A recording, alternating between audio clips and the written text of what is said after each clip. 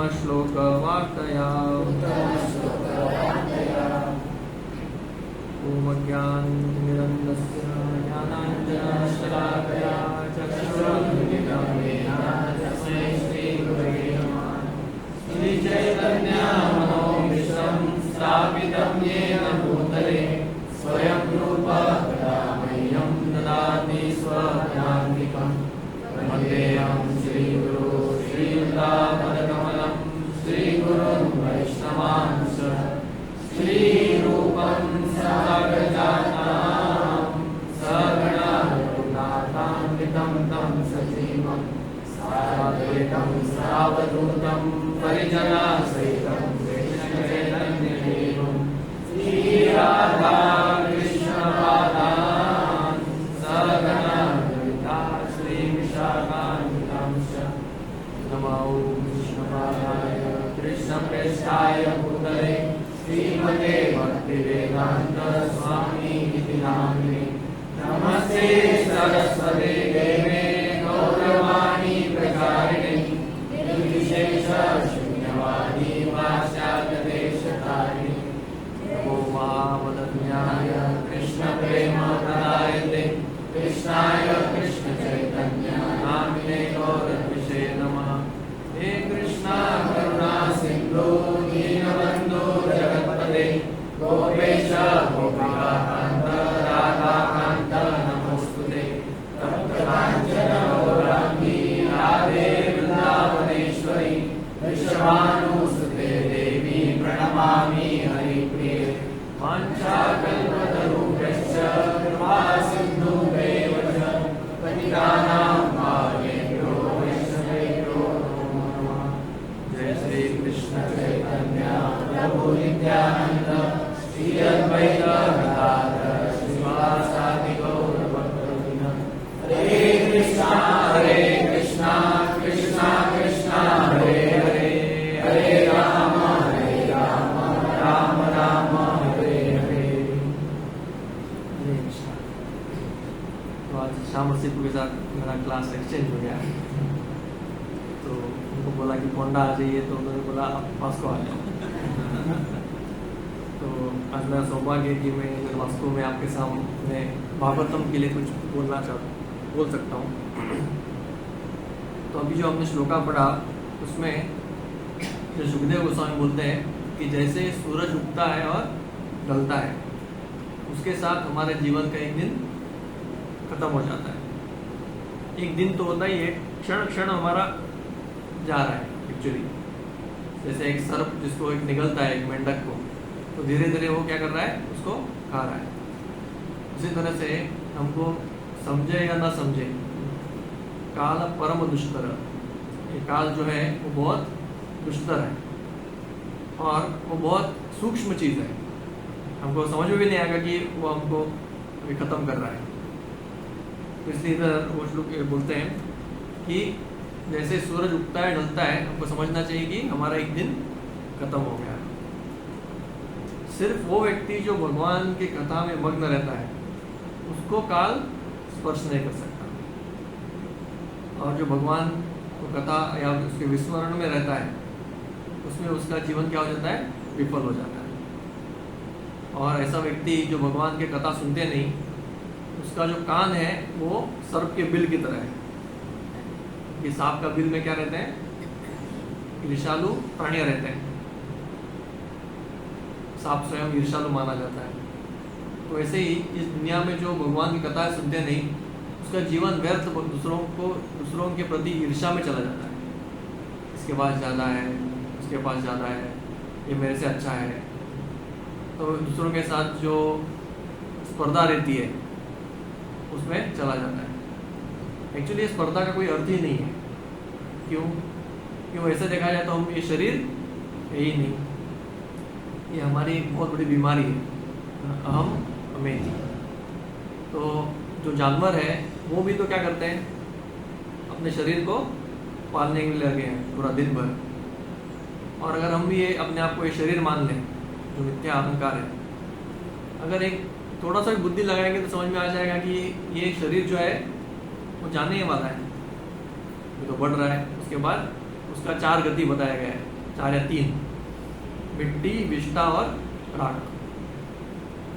तो जो शरीर का मिट्टी, विष्ठा या राख बनने वाला है, उसके लिए हम लोग अगर अपना दिन बिताएंगे व्यर्थ में, उसको दूसरों के साथ कंपेयर करने में, उसको भोगने में, और इस तरह से अपने शरीर को ही मेंटेन करने में हमारा दिन चला जाएगा, तो हमारे जीवन को कोई अर्थ नहीं है। उसको तो कंपेयर किया गया है जैसे एक व्यक्ति यस्यात्म बुद्धि उन्नपेति धातु के, वो जो है जिसको लगता है कि ये शरीर जो है जो 3 धातुओं का बना है वो मैं हूँ, तो वो कौन है? सएव गोखर, वो गाय या एक गधे की तरह है। तो ऐसा जीवन जीना उसका कोई एक्चुअली अर्थ ही नहीं है। तो हमको जीवन कैसे जीना चाहिए? भगवान के श्रवण करने में, नाम के स्मरण करने में। उसमें मिश्र प्रभुपाद जी का एक सुंदर कोई शॉर्ट भेजा था, उसमें प्रभुपाद बोल रहे हैं कि दिन भर भगवान को याद करते रहो। अगर हम अभी भी हमने इतना सुंदर गुरु पूजा गाया, और गुरु पूजा के बाद हम प्रभुपाद के नाम से नाच भी रहे थे। तो यही जो प्रभुपाद है, उन्होंने तो वो तो स्वयं सिद्ध पुरुष थे, वो तो पूरी तरह से भगवान को हमेशा भगवान को याद रखते थे। और उनका जो गुरु मुख पद्म वाक्य क्या है? आप भी क्या करो? हमेशा भगवान को स्मरण करो। तो भगवान को स्मरण करने के लिए बहुत सारे अलग अलग तरीके हैं। एक तो नाम जप करना, भागवत श्रवण करना, भगवान की पुस्तकें पढ़ना, फिर कुछ नहीं तो भगवान के बारे में चिंतन करते रहना। तो वैसे भगवान के बारे में हमेशा उनके संपर्क में रहना चाहिए। तो फिर ये काल कुछ नहीं कर सकता, तो काल अपना दोस्त हो जाएगा। वो शरीर जो भी, जिसका गति जो भी है, उसको कुछ फर्क ही नहीं पड़ेगा क्या उसको शरीर को क्या मेंटेन करना है। इसलिए हम देख सकते हैं कि भगवत गीता में स्वयं भगवान भी बोलते हैं कि सिर्फ अपने शरीर को जितना मेंटेन करने के लिए जितना चाहिए उतना ही इंद्र तृप्ति करो। पूरी तरह से हम लोग खाना नहीं छोड़ सकते, पूरी तरह से हम लोग शरीर को दुर्लक्ष्य भी नहीं कर सकते। और इसी बहाने से हम लोग क्या करते हैं? नहीं ये छोड़ा भी नहीं जा सकता, पैसा भी चाहिए, नींद भी चाहिए। हाँ चाहिए, लेकिन कितना चाहिए? उतना ही गति में चाहिए जितना एक शरीर और आत्मा साथ में रह सके। उतना करते हुए एक व्यक्ति अपना जीवन जीना चाहिए। तो ऐसे सुखदेव गोस्वामी बताते हैं, अरे वो तो वहाँ वैरागियों के लिए है। वो बोलते हैं कि क्या जमीन नहीं है सोने के लिए? प्राणी तो थोड़े कुछ अरेंजमेंट करते हैं, या गाय का बिस्तर रहता है, ऐसा कुछ छुपा के रखा हुआ कहीं पे नहीं। वो कहाँ पे सोती है? हाँ, बारिश हो, गर्मी हो, सर्दी हो, तो भगवान ने दे दिया है सोने के लिए, उसको अच्छा नींद भी आता है। बाकी सभी जानवर सोते हैं ऐसा। सिर्फ मनुष्य को क्या चाहिए? बहुत अच्छा गद्दी चाहिए, क्या ऑल आउट चाहिए, फैन चाहिए, एसी चाहिए, और ये सब होने के बाद उसको नींद आता है। तो भी देखते हैं कोई होटल में जाता है तो सब पूछता है ये है क्या, वो है क्या। तो ये हमारा एक दुर्भाग्य है। फिर वो बोलते हैं क्या नदियों में पानी नहीं है? झरने हैं, नदियां हैं, कुएं हैं, ये सब भगवान ने बना के रखा है हमारे लिए, उसको उपयोग करो। तो आजकल हम सब टैप वाटर, ये वाटर बहुत अपने जीवन को कष्टदायक बना चुके हैं। उसको मेंटेन करने के लिए फिर बहुत परिश्रम करना पड़ता है। मोटर से पानी चढ़ाओ, और जब बटन दबाते पानी आना चाहिए। पहले के लोग ऐसा नहीं रहते थे, तो जितना चाहिए उतना पानी कुएं से उठा लिया, और जितना चाहिए उतना अपने शरीर के लिए यूज़ किया और हो गया। आजकल वाटर हीटर लगा के घंटों नहाते हैं, अच्छा लगता है, स्टीम ये वो। तो सिर्फ एक शरीर को ये देने के लिए। और बोलते हैं कि तकिया के लिए अपने हाथ नहीं है, तकिया चाहिए ना, उसके लिए हाथ उपयोग करते हैं। उसमें देखो सब बोलते हैं जमीन में सोते हैं और हाथ डाल दो अपने सर के नीचे, हो गया तकिया। और उसके बाद वो बोलते हैं कि क्या लोगों ने कहीं कपड़े छोड़े नहीं है, वो उनके वैरागियों के लिए।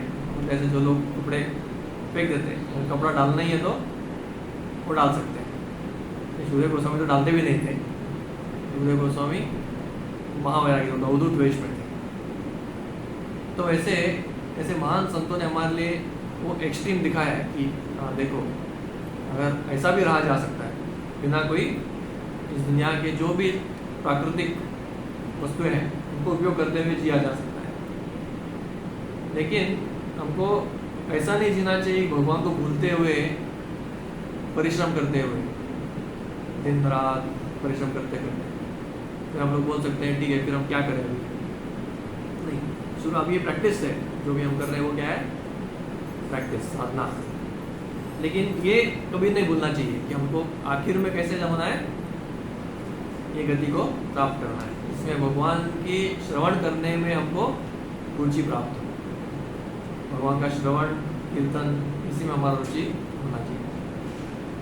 तो हमारा जो एक डिजीज़ है, हमारा जो एक व्याधि है, वो व्याधि है ये शरीर को खुद हम मान लेना, और ये इसको एक हम नाम देते हैं। नाम देने के बाद उसको अलग अलग क्या बोलते हैं उसको, डेजिग्नेशंस, उपाधियाँ देते हैं उसको कि मैं ऐसा हूँ, वो ये हूँ, ऐसा उपाधियाँ देते हैं, और उस हिसाब से हम उसको कार्य भी करना पड़ता है। इसलिए भक्ति का ही डेफिनेशन में आता है। कौन सा डेफिनेशन हो, नारद मुनि ने दिया है, सर्व उपाधि विनिर्मुक्तम तत्परत्वेन निर्मलम ऋषिकेन ऋषिकेश सेवनम भक्तरुच्यते। तो ये जानना चाहिए कि ये सभी जो उपाधियां हैं ये शरीर को दिए हुए हैं, ये मिथ्या अहंकार है। और भक्ति का शुरुआत होता है कहाँ से, सर्व उपाधि विनिर्मुक्तम तत्परत्वेन निर्मलम। हमारा जो चेतना जब निर्मल हो जाता है और सभी उपाधियां हमारी निकल जाती है, तभी हम अपने इंद्रियों से क्या कर सकते हैं, भगवान की सेवा में लग सकते हैं। अभी भी हम सेवा कर रहे हैं, बहुत अच्छा कर रहे हैं, इसमें कोई डाउट नहीं है।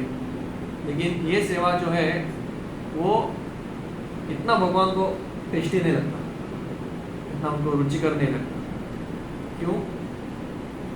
कि अभी भी हमारा चेतना जो है वो शुद्ध नहीं हुआ है। भगवान का कृपा करके अपने विग्रह के रूप में आए हैं, और विग्रह के रूप में जो विराजमान होते हैं ये सिर्फ हमको शुद्ध करने के लिए, उनको कोई जरूरत नहीं है। उनके लिए कौन है, लक्ष्मी सहस्त्र संप्रम से मानम गोविंदम आदि पुरुषम तमाम भजामि। उनके खुद के अंतरंगा शक्ति है, लक्ष्मियाँ हैं, और वो बहुत संभ्रम से, संभ्रम मतलब बहुत आदर से, आतुरता से, उत्साह से भगवान का सेवा करने में तत्पर रहते हैं।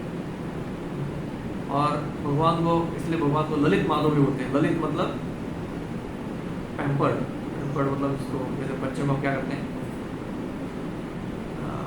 क्या बोलते हैं सर लड़के को, इसको बहुत पैम्परिंग, लाड लाड लाड प्यार। तो भगवान को उनके जो गोपियाँ हैं वो कैसे रखते हैं, बहुत लाड से रखते हैं, तो उधर कोई कमी नहीं है। अगर भगवान नहीं अभी इतना नहीं खाना है, नहीं खाना, फिर भी वो खिलाते हो, और भगवान भी कृपा से वो बहुत स्वीकारते भी। तो वैसे उधर सेवा होता है। लेकिन इधर हमारा सेवा कैसे होता है, क्योंकि हमारी इंद्रियां कैसे, हम अभी भी ये इंद्रियों को खुद भोगना चाहते हैं। भगवान से थोड़ा देते हैं, हाँ भगवान आप भी थोड़ा, मैं भोग लगाता हूँ और ये भोग स्वीकारिए, और ये भोग मैंने अपने हिसाब से बनाया है, मुझे ऐसा अच्छा लगता है, वैसा अच्छा लगता है। और जैसे प्लेट आ गया तो हम भी रुके रहते हैं, माँ मसाले गोविंदे। तो ऐसे हमारा जो आतुरता है वो सेवा भाव में नहीं है अभी तक इतना, क्योंकि हमारा निर्मल नहीं हुआ, क्या करें। तो अभी तक हमारी इंद्रियों में काम वासना बैठा हुआ है। इतना भगवत गीता में बोलते हैं भगवान कि ये काम वासना कहाँ बैठा है, इंद्रियों में बैठा है, मन में बैठा है, बुद्धि में बैठा है। तो ये तीनों स्तर पे बैठा हुआ है, वो एक एक करके हटाना है उसको। टेररिस्ट की तरह उसने क्या कर लिया है, घर बना लिया। तो इसलिए वो बोलते हैं पहले इंद्रियों को शुद्ध करो, मन को शुद्ध करना सेकंड स्टेप, और बुद्धि को शुद्ध करना तो और भी मुश्किल है। तो इसलिए पहले शुरुआत कहाँ करते हैं, इंद्रियों को शुद्ध करने से। दाम मतलब इंद्रियों को दमन करना। इसलिए हम 4 नियमों का पालन करते हैं। 4 नियम पालन किए बिना कोई व्यक्ति अपने इंद्रियों को शुद्ध नहीं कर पाएगा। वो बोलेगा नहीं नहीं, मन में भक्ति करना चाहिए, मन में भक्ति करने सब हो जाता है। तो मन में कैसे करेंगे जब इंद्रिय हमारे हाथ में नहीं है? इसलिए भक्ति होती है पहले एक्सटर्नल या बाह्य रूप से, अपने शरीर को भगवान की सेवा में लगाना, इंद्रियों को भगवान की सेवा में लगाना, और उसके बाद हम चिंतन कर सकते हैं। चिंतन सेकंड स्टेज है। तो ऐसे ही ये हम सही तरह से करते रहना चाहिए और बहुत दीर्घ काल तक करना चाहिए। ये आसानी से नहीं आएगा, क्योंकि हम बहुत करोड़ों न जाने कितने जन्मों तक क्या कर रहे हैं, इस दुनिया में गिरे हुए हैं। ये कोई हमारा पहला जन्म नहीं है, और ये पहला जन्म में हम इंद्रिय तृप्ति नहीं कर रहे हैं।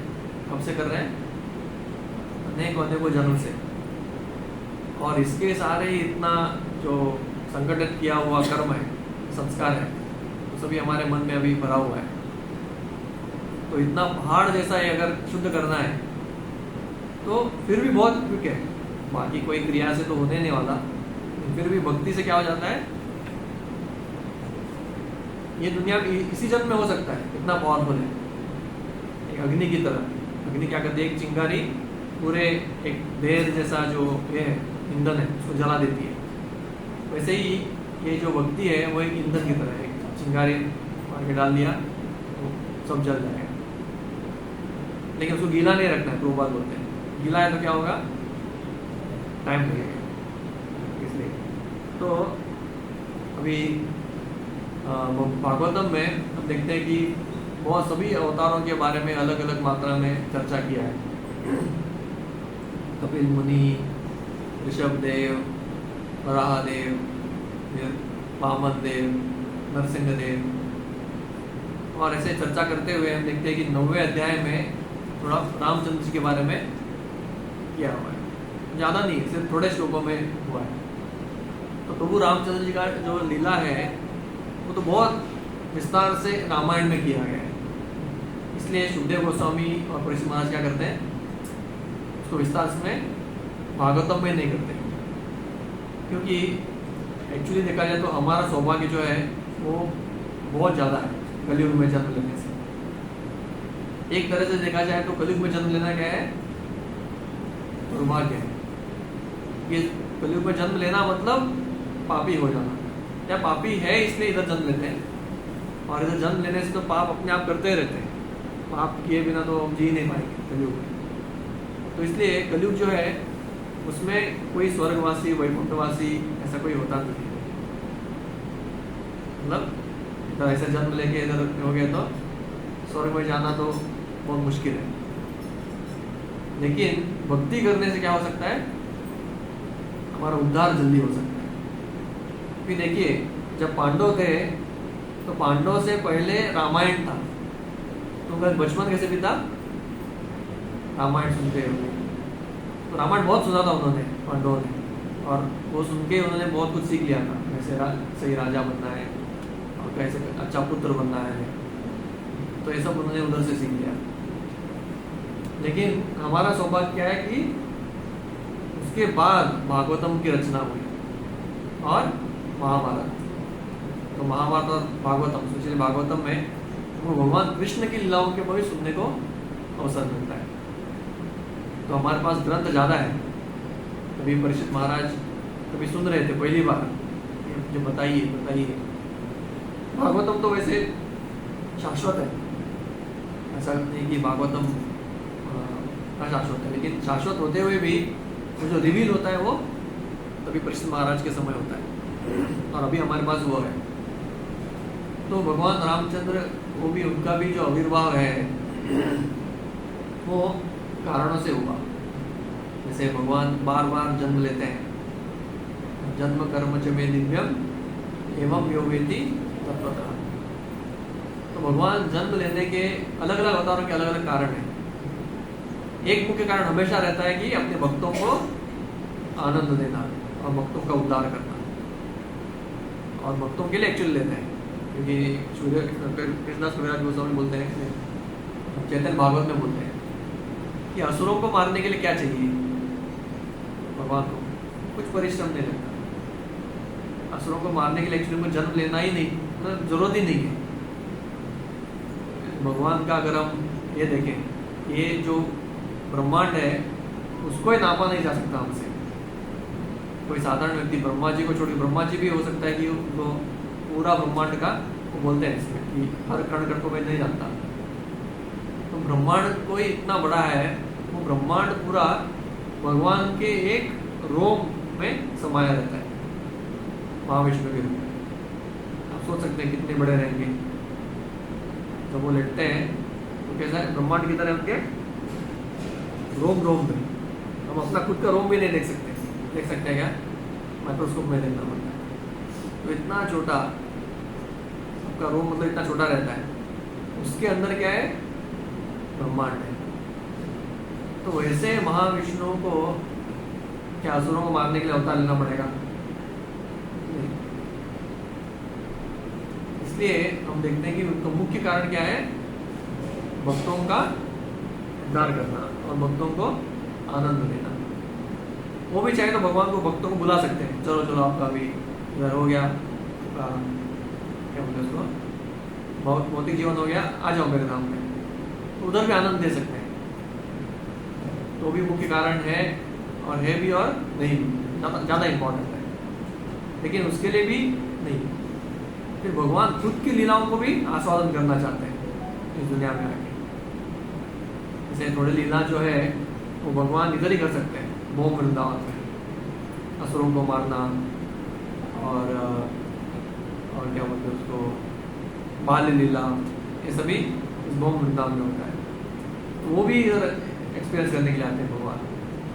उसमें देखा जाए तो भगवान के अलग अलग कारणों से भगवान अवतारित देते हैं, उसमें कोई इम्पोर्टेंट है, कोई कम इम्पोर्टेंट है। तो हम देखते हैं आज कैसे प्रभु रामचंद्र जी क्यों अवतार दिए। तो ये मुझे टॉपिक इन्होंने दिया, श्याम सिंह, तो उनके इससे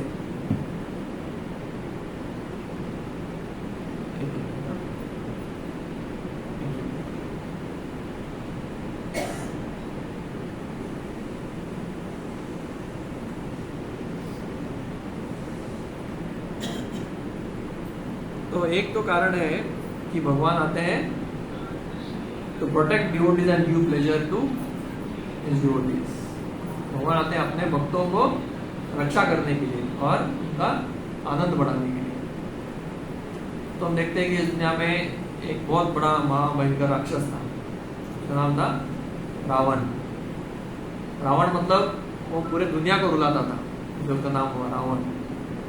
खुद भी बहुत जोर से रोया वो जब पैदा हो गया, लेकिन दूसरों को भी बहुत रुलाता था। तो इतना शक्तिशाली बन गया कि ब्रह्मा जी के वर से कि वो सिर्फ मनुष्यों को और जानवरों को छोड़ के किसी और के हाथ से मरने नहीं वाला था। तो फिर उसने पूरा तीनों भुवनों में सबको हरा दिया, परास्त किया और खुद लोग विजयी बन गया।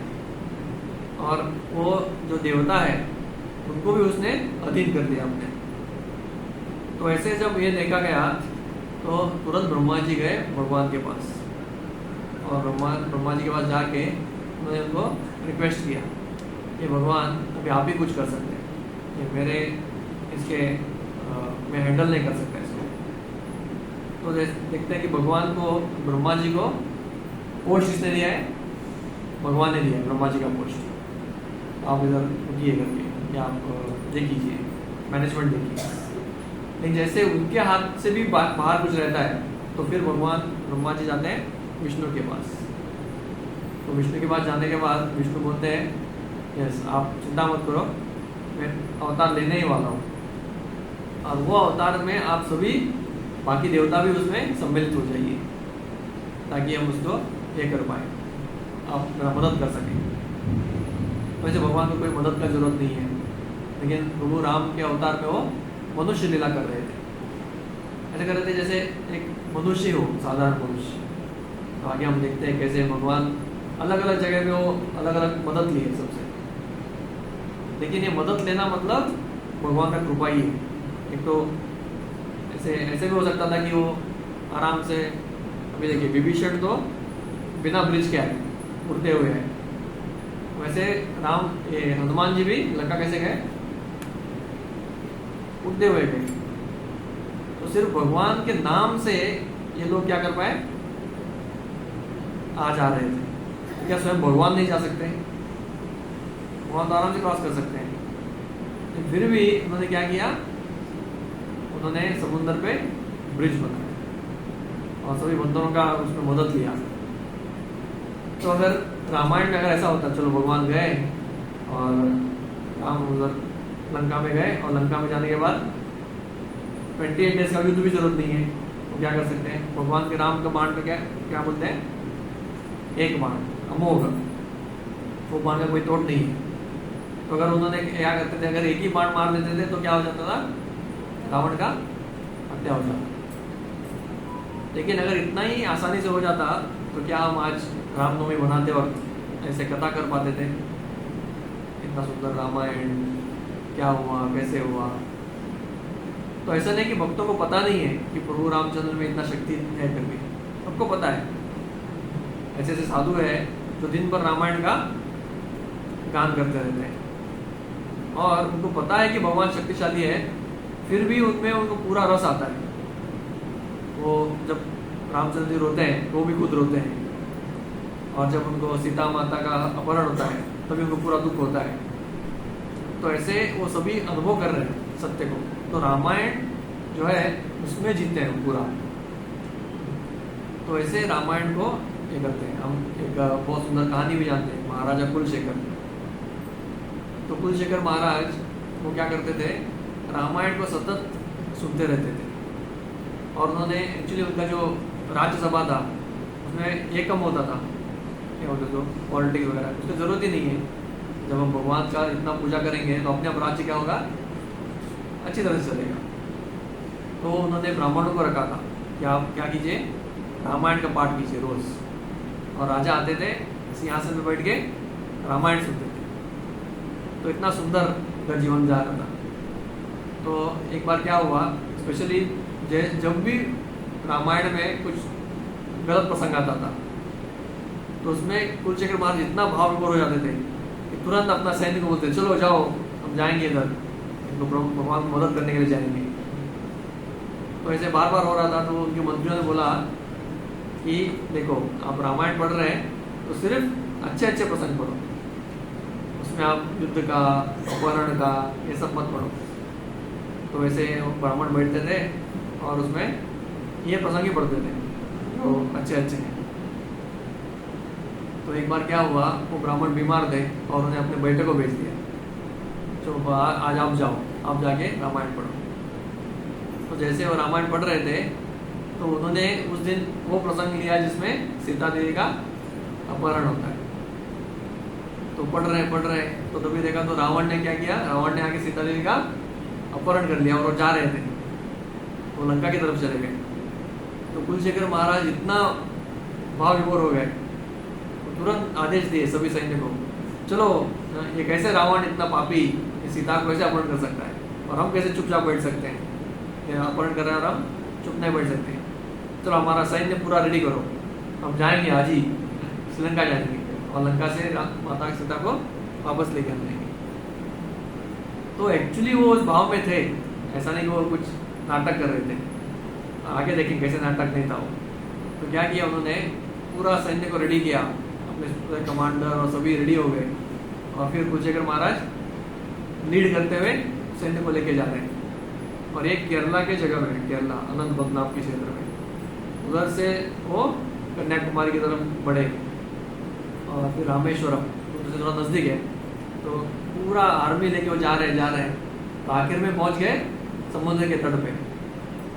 और बाकी सभी सैन्य सोच रहे क्या कर रहे हैं हम, किसको मारने जा रहे हैं, रावण कब का है, सीता कहाँ मिलेगी हमको। तो उनको कुछ पता ही नहीं है। वो सभी जो उनको लग रहा है ये मेरे राजा जो है वो पागल हो गए, और उनको तो बिल्कुल लग रहा है कि ये सब व्यर्थ है, ऐसा खर्चा है, फुकड़ में तपस्या है, कुछ काम करना नहीं है, कुछ नहीं है। लेकिन फिर भी राजा को ना नहीं बोलते थे, इसलिए जा रहे थे। तो जैसे समुद्र के तट पे पहुंचे तो कुलशेखर अभी लोगों को लगा चलो अभी कुलशेखर महाराज रुक जाएंगे, ये वो थोड़े रुकने वाले थे। वो तो इतने इस भाव में थे कि वो समुद्र में ही घोड़े को लेके जाने लगे ऐसे ही। अंदर जा रहे पहले घुटनों तक पानी आया, फिर कंधे तक, फिर भी सब सैन्य सोच रहे क्या करना है, हम कैसे जाएंगे अंदर। लेकिन बाकी सब सैन्य रह गया उधर ही, लेकिन कुलशेखर महाराज अंदर तैरते तैरते जाते रहे और फिर पानी अंदर इधर तक आ गया गले तक, फिर डूबने तक आ गया, फिर ऐसे ही स्विमिंग करते जा रहे तलवार लेके। और फिर उधर से सामने से कौन आ गए, पुष्पक विमान में बैठ गए स्वयं राम आ गए, राम लक्ष्मण सीता, और उन्होंने नीचे आके उनको उठाया पुष्पक विमान पे। अभी सभी सैन्य को दिखा या पता नहीं, लेकिन उनको उठा के वो वापस लेके आए और बोले आप चिंता मत करो, बिल्कुल अभी अभी मैं रावण को मार के वापस आ रहा हूँ। विजयी हो गए, विजय हो गए। वो बोले आप इधर को राज्य करो और जाएंगे। तो ऐसे उन्हें उधर उतारा और वो आगे चले गए प्रभु रामचंद्र। तो ऐसे इस भावना में जब वो सुनते हैं कि हाँ भगवान स्वयं अभी लीलाएं कर रहे हैं इसको, तो वैसे लीलाओं को ये करने के लिए, हमको आनंद देने के लिए भगवान रामचंद्र जी रामायण के लिए आए, रामायण करने के लिए आए। तो वैसे सभी इतने सारे महान भक्तों को उन्होंने आनंद दिया। हम देखते हैं कि ब्रह्मा जी को उन्होंने उद्धार करने के लिए आए। उसी तरह से एक और एक महान भक्त थे, उसका नाम था अहिल्या। तो अहिल्या को भी एक शाप मिला था कि वो एक चट्टान बन जाएगी और उनका उद्धार तभी होगा जब राम जी आके उनका चरण उनको स्पर्श करेंगे। तो ऐसा भागवतम बोलते हैं कि उनको जल्दी कृपा करने के लिए उन्होंने युग का भी अदला बदला कर दिया। तो इतना सालों तक वो कैसे रुकेंगे उधर, तो उनको कृपा करने के लिए आए। फिर इंद्र और बाकी सभी जो महान देवता है उनको भी उद्धार करने के लिए, तो जटायु, सुग्रीव, विभीषण, हनुमान, ये सभी का उद्धार किया उन्होंने। तो देखते हैं कैसे भगवान सभी को आनंद देने के लिए आए और इन्होंने इतने सारे भक्तों को साथ में लाया। अभी भगवान को कोई बंदरों का सेना का तो कोई जरूरत नहीं है, ने करोड़ों करोड़ों बंदरों का सेना था, अनगिनत सेना था। सभी को भगवान ने बुलाया। सुग्रीव को बोला कि आप हमारा मदद करो, तो सुग्रीव तो सभी बंदरों के राजा थे, तो बोला चलो हम बंदरों की सेना लेके आएंगे। और ऐसा अद्भुत सेना था कि रामचंद्र जी बोले मैं तो वनवास में हूँ, और वनवासी के पास कुछ पैसा भी नहीं है। वो खुद क्या पहने हुए थे, वो डियर स्किन और ये सब पहने हुए थे। बोले मेरे पास पैसा भी नहीं है, तो क्या इस दुनिया में सैन्य बिना पैसा के लड़ेगा? अगर पैसा नहीं दिया, खाना नहीं दिया, तो कोई लड़ेगा नहीं। अच्छा अगर बोल दिया अभी भारत में सभी आजकल हो सकता है पाकिस्तान में चल रहा है, खाने के लिए नहीं है, तो जैसे खाने के लिए नहीं है तो सैन्य कैसे क्या करेगा उधर? सेना बोलेगा नहीं मैं तो पेट भरने के लिए लड़ाई लड़ रहा हूँ। तो रामचंद्र ने बोला कि देखो खाने का इंतजाम कौन करेगा?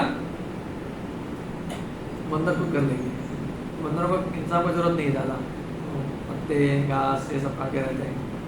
तो भगवान ने ना ही खाने का इंतजाम किया, और लड़ने के लिए क्या चाहिए? हथियार चाहिए, शस्त्र। तो भगवान ने कुछ शस्त्र भी दिया? नहीं दिया। तो उनको शस्त्र क्या थे? पेड़, पत्थर, चट्टाने, और उसके साथ साथ उनके नाखून, दांत, तो यही उनके हथियार थे। तो रावण का सैन्य तो पूरा सोफिस्टिकेटेड, अलग अलग तरह के उनके शस्त्र थे, उनके पास अलग अलग घोड़े और बहुत सारे थे। लेकिन ये बंदरों के पास कुछ भी नहीं, जो पकड़ के वो फाड़ देते, उसको काट देते थे। तो ऐसा सैन्य, तो ना ही उनको सैलरी है, ना ही खाना है, ना ही हथियार है, फिर भी उनको ये करने के लिए भगवान के इसके लिए मिशन के लिए वो उनमें सम्मिलित हुए। ये भक्ति है। इसलिए भगवान इतने सारे बंदरों को अपने भक्ति में लगाना चाहते थे। देखो अकेले तो भगवान कर सकते हैं, वो अकेले राम लक्ष्मण को लेके वो जाके उधर सबको मार के आ सकते थे, फिर भी इतने सारे बंदर आए, उधर ही उनको सबका उद्धार हो गया। इतने सारे करोड़ों लोगों का उद्धार एक साथ हो गया। अभी वैसे हम श्रवण करके अगर हम बोले आज से ये भगवान मैं भी आपके आर्मी में ज्वाइन होना चाहता हूँ, तो भगवान बोलेंगे क्या चाहिए आपको ज्वाइन होने के लिए, तो क्या डिमांड रखना चाहिए लिस्ट, भगवान मुझे थोड़ा नौकरी अच्छा दिला दो, मेरा परिवार का अच्छा पालन पोषण होने दो, तो बाकी का जो भी थोड़ा बचता है समय दिन में कितना आधा घंटा बच जाता है तो उतना मैं क्या करूँगा अपना भक्ति करूँगा। तो वैसे भक्ति नहीं होती। भक्ति जो है वो पार्ट टाइम जॉब नहीं है, वो क्या है फुल टाइम। इसलिए हमेशा हमारे आचार्य क्या बोलते हैं, आप कोई भी स्थिति में हो भगवान को हमेशा स्मरण करना चाहिए। आपका जॉब में है, आपके काम में है, कुकिंग कर रहे हैं और सोने वाले हैं। जो प्रभुपाद बोल रहे थे, आप जब प्रसाद लेते हैं दिवाली के बीच में भी क्या करना चाहिए, भगवान का नाम लेना चाहिए।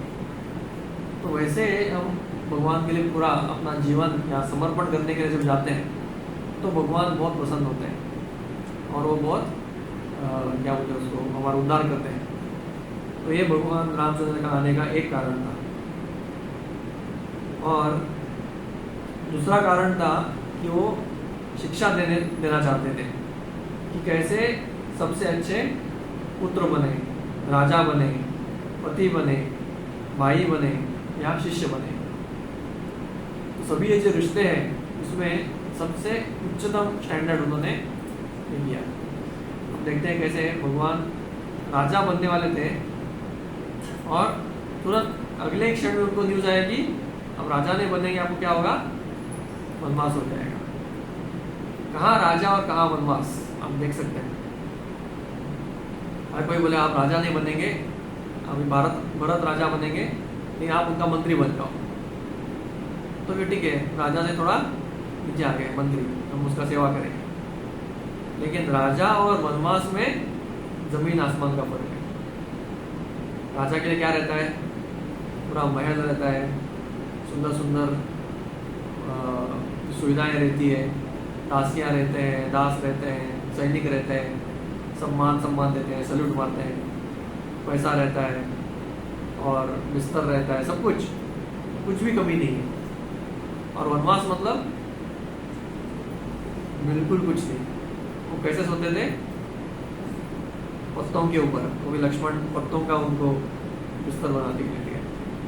और खाने के लिए क्या था, पनीर मक्खन ये सब, तो कुछ भी नहीं मिलेगा।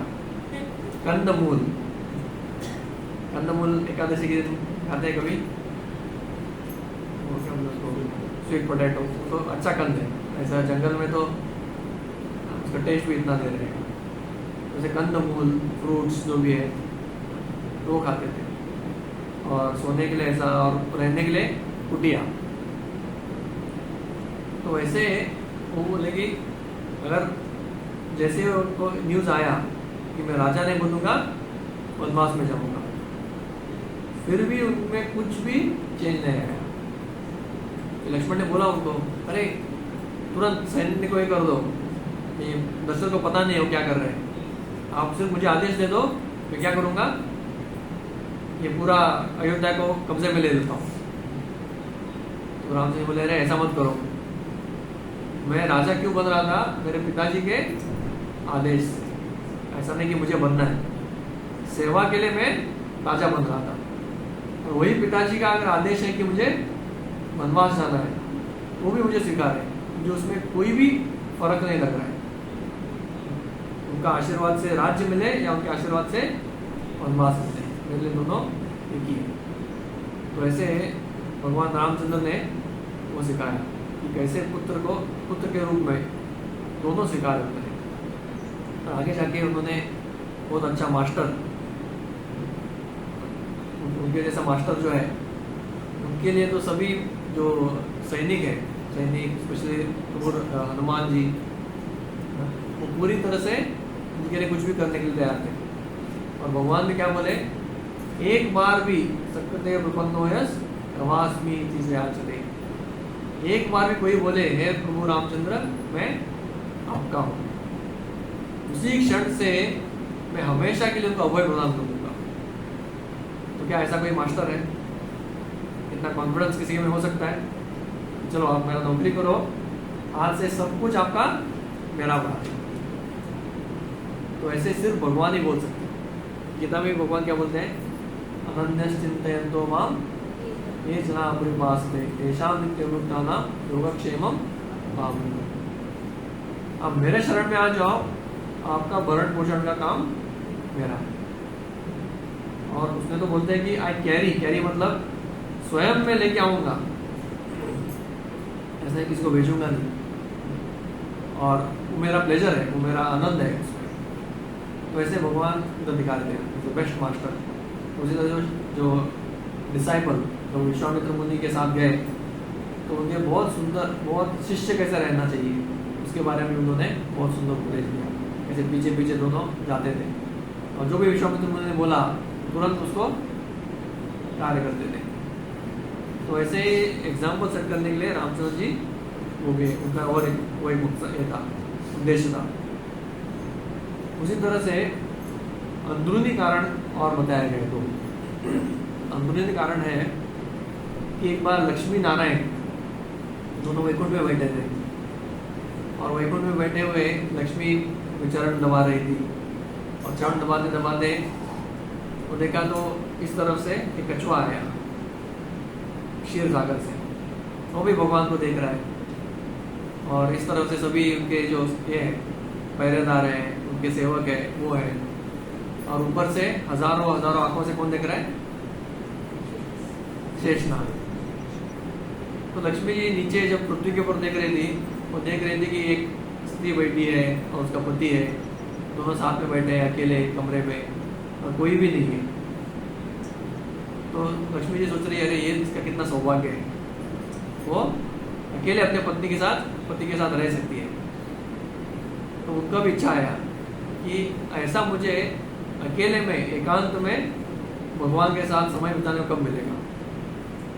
तो वैकुंठ में तो पॉसिबल ही नहीं है, शेषनाग के ऊपर ही बैठे हैं भगवान, हमें शेषनाग है और बाकी सब भक्त लोग उधर ही है।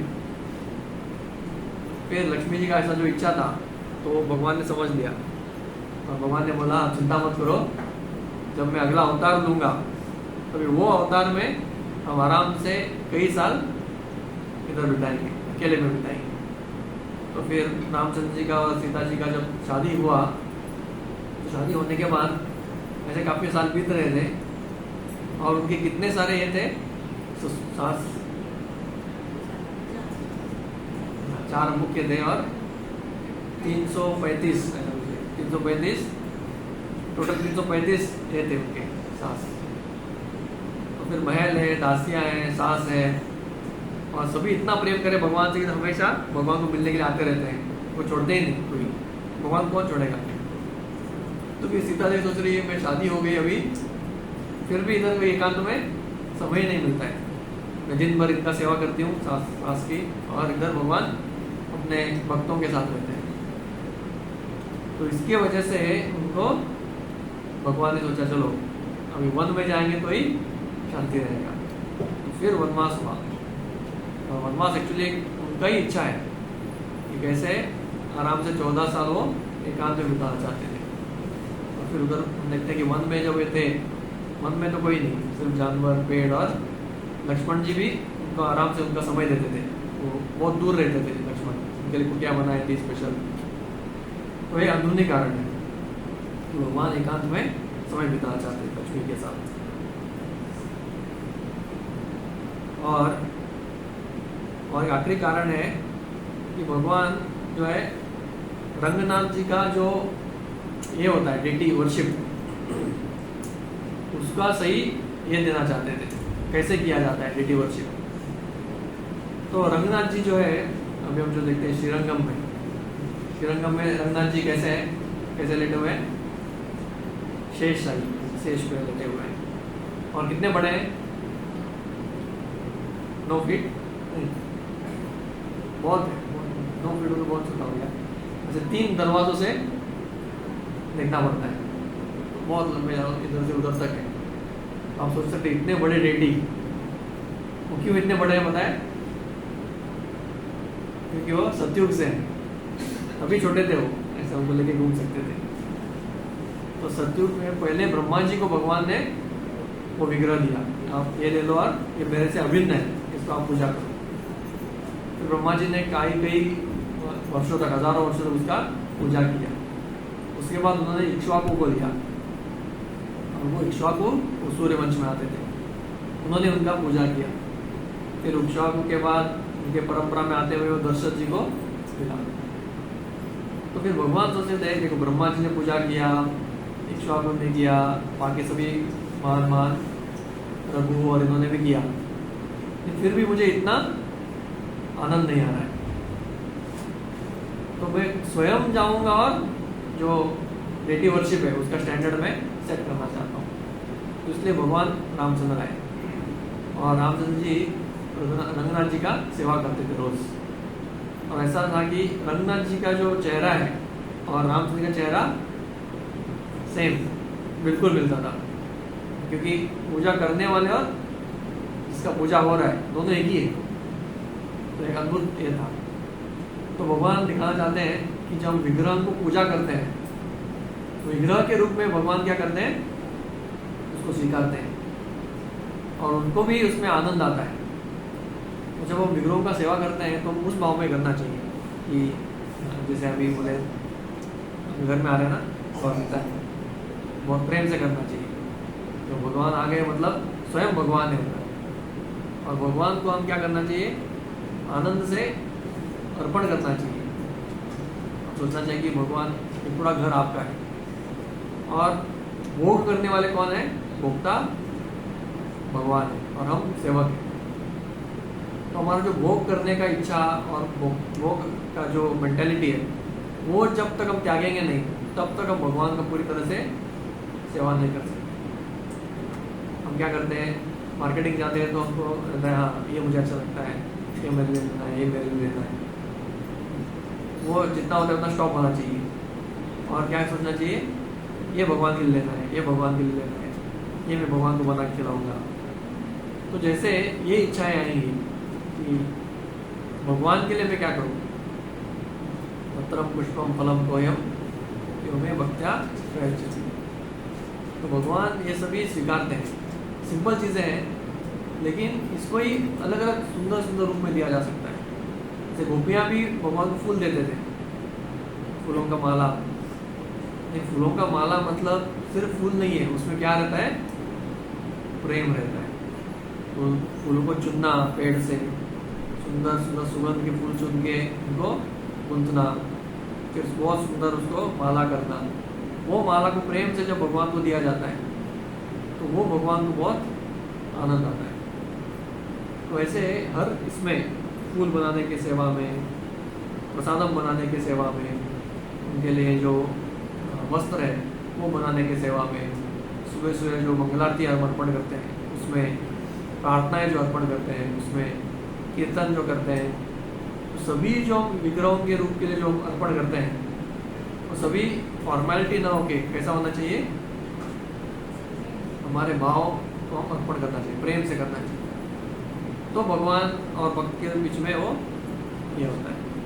तो यही विग्रहों की सेवा का एक उद्देश्य है। तो भगवान रामचंद्र जी वो स्वयं आए, रंगनाथ जी का सेवा करना चाहता हूँ। रंगनाथ जी मतलब एक्चुअली स्वयं का स्टैंडर्ड सेट करना चाहते हैं।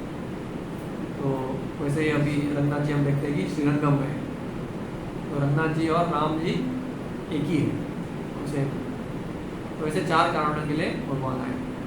तो अभी रामायण का जो ये चलने वाला है, शाम से शौरसी प्रभु जी कथा करेंगे, वो कथा को आप बहुत आनंद से सुनिए, और आनंद वो कथा सुन के ही हमारा हृदय शुद्ध होगा और हमारा जो अहंकार है वो शुद्ध हो जाएगा। तो आप सभी को बहुत बहुत धन्यवाद, ध्यान से सुने और मुझे भी अवसर मिला। ये कोई प्रश्न है?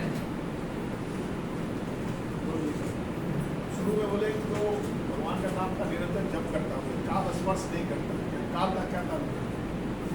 काल मतलब समय, जो मृत्यु स्पर्श नहीं करता। तो जो व्यक्ति हमेशा भगवान का ये लेता है, नाम लेता है, वो मरता नहीं है, क्योंकि उसको कौन सा जीवन मिलता है? शाश्वत जीवन मिलता है। एक तो अभी इस दुनिया में ही वो शारीरिक स्तर पे तो जिएगा नहीं, और उसके बाद उसका नेक्स्ट जो शरीर मिलेगा वो कैसा मिलेगा? शाश्वत शरीर मिलेगा, इसलिए उसको मृत्यु नहीं बोला जाता। समझा रहे? ये शरीर का कोई अर्थ ही नहीं है, ये शरीर नहीं है तो अच्छा ही है, ये शरीर को छोड़ के हमको आध्यात्मिक शरीर मिलेगा। इसलिए इधर ही सुंदर श्लोका है,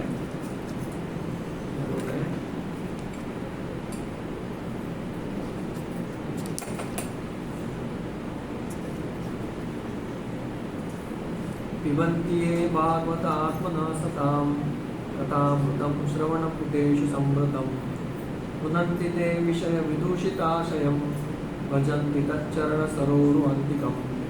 बोल रहे हैं पिबन्ति ये भागवत आत्मना सतां, जो व्यक्ति भगवान के लीला को पिबन्ति, उसको सुनते हैं, उसको ग्रहण करते हैं, जो आत्मना सतां, जो भक्तों के लिए इतने प्रिय हैं, वो कथामृत को जैसे ही हम पीते हैं कान से, तो ऐसा पीने पीने से पुनन्ति ते विषय विदूषित आशयम, वो शुद्ध हो जाते हैं। उनके हृदय में जो विषय वासना है वो क्या हो जाता है? शुद्ध हो जाता है, वो निकल जाता है पूरी तरह से। और निकल जाने के बाद व्रजन्ति ते, तो किस रास्ते पे चले जाते हैं? चरण सरोवर अंतिकम, भगवान के चरण कमल की तरफ जाते हैं। तो मृत्यु के बाद एक जो भक्त है वो मरता नहीं है, उसका रास्ता किधर जाता है? भगवान के चरण कमल के पास।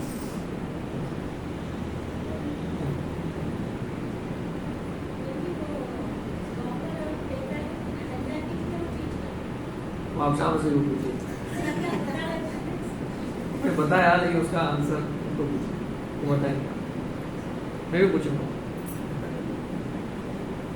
थोड़ा मुझे भी कंफ्यूजन है इसमें। और कुछ?